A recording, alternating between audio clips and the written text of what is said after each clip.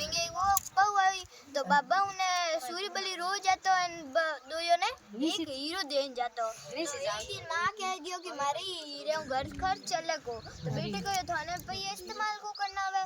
तो एक दिन कहो कि सूर्य बलि कहो कि हूं डोणी रूपू तो वो डोणी रहू की खाट मते तो हैंग पूरा आस बंग डोणी में पूरा रोशनी रोशनी होगी पर पूरे धरती में अरे अंधेर छा गयो। तो हैंग सूर्य बलि की मां कन गया ज्ञान कहो कि ते थारे सूर्य बलि ने उठाण आसमान भेजो।